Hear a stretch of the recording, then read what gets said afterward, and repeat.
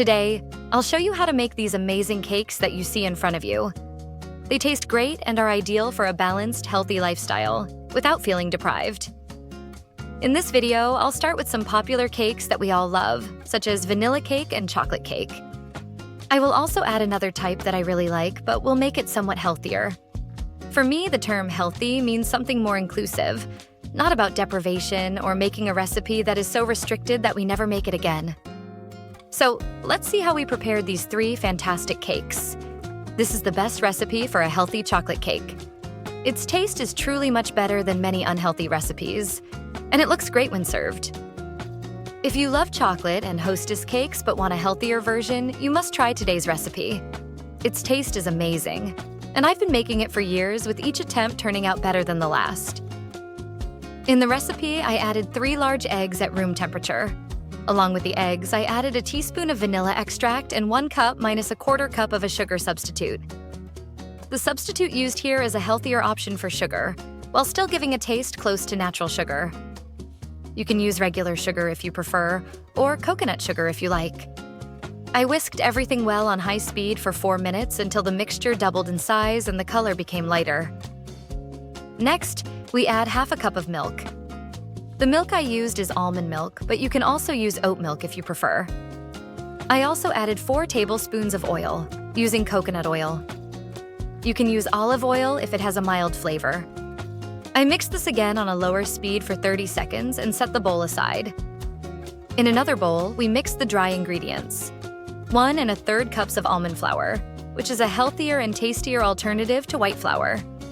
I also added 1/2 cup of cornstarch, 1/2 cup of unsweetened cocoa powder, a teaspoon of baking powder, a teaspoon of baking soda, and a 1/4 teaspoon of salt.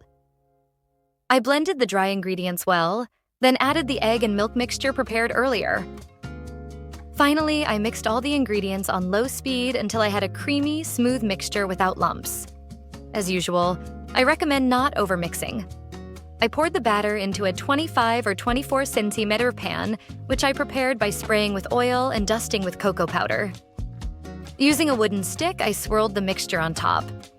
This technique helps prevent the cake from cracking in the oven.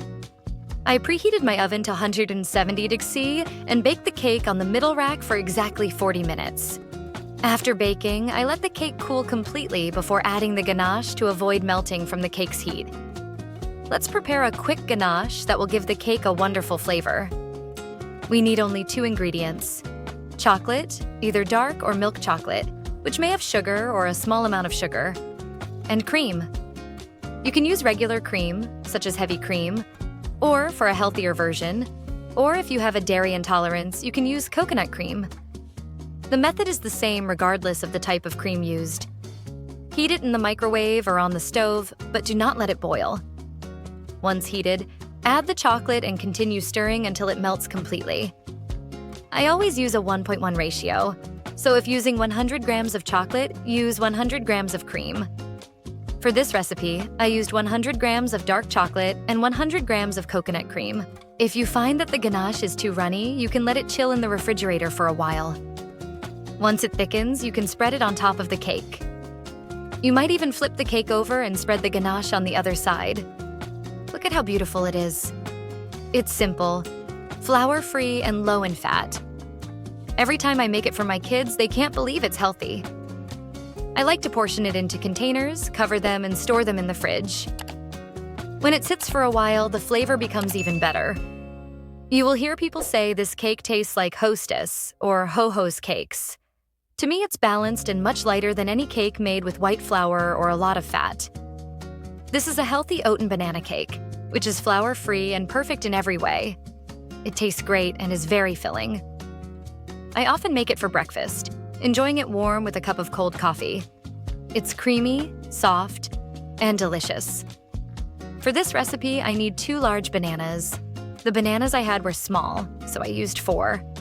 This recipe usually works best with very ripe bananas, but I've tried it with both ripe and less ripe bananas, and the results were the same. Mash the bananas with a fork until smooth and creamy. Instead of flour, I used 2 cups of rolled oats, not instant oats. I also need 1½ cups of milk. I used oat milk, but you can use almond milk or regular milk if you prefer. Add 2 tablespoons of maple syrup or honey and 1 tablespoon of brown sugar or white sugar. Add 1 tablespoon of coconut oil or any available oil, 1 teaspoon of baking powder, 1 teaspoon of vanilla extract, and 1 teaspoon of cinnamon. Finally, add a 1/4 teaspoon of salt. Mix everything well, then transfer it to a 20x 20 cm pan lined with parchment paper. Top the mixture with a 1/4 cup of dark chocolate and optionally add any nuts. I added a 1/4 cup of walnuts for extra nutrition and a nice crunch. Preheat the oven to 180 degrees C and bake in the middle rack for 35 to 40 minutes. Once the cake has risen, set, and turned golden on the edges, it's done. The aroma is amazing. Let it cool for 5 minutes before cutting and serving. It's much better warm than cold. You can cut it into smaller pieces and store it in the fridge for up to a week. Reheat it in an air fryer or microwave when needed. Make sure to keep it covered and enjoy it warm with a cup of cold coffee, preferably with oat milk. It's a satisfying and healthier alternative to any other breakfast or dessert. Next, I'll show you how to make a delicious, moist, and fluffy vanilla cake without flour. If you haven't tried making it, you're missing out. The great thing about this cake is that it's flour-free, so it's definitely lower in calories compared to regular vanilla cake. I used 3 eggs, half a cup of a healthy sugar substitute, and a teaspoon of vanilla extract. If you're using regular sugar, use the same amount as the sugar substitute. Whisk on high speed until the eggs double in size, which should take about 4 minutes.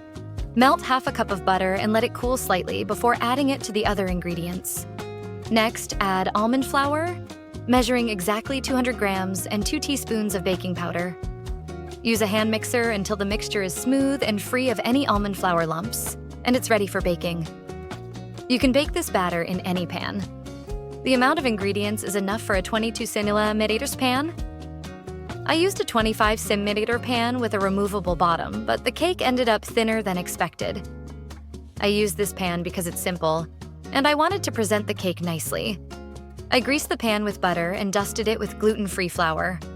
Preheat your oven to 160 degrees and bake for 40 to 45 minutes.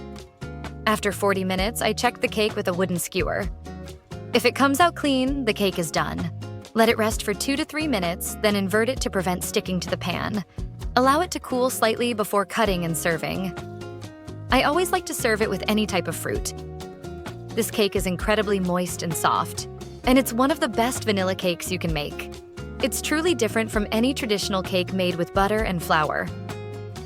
Even if you're not into healthy cakes, I recommend trying this recipe. This type of cake stays good at room temperature for a whole day, provided it's covered. If you won't finish the cake in one day, you can store the leftovers in airtight containers in the refrigerator. Before eating, let it come to room temperature for about half an hour. It pairs perfectly with any hot or cold drink. These are my top 3 favorite healthy cake recipes. Let me know in the comments which one you like the most, and if you want more healthy cake or other recipes. Try them out and come back to share your thoughts. See you in the next video with a new recipe. Goodbye.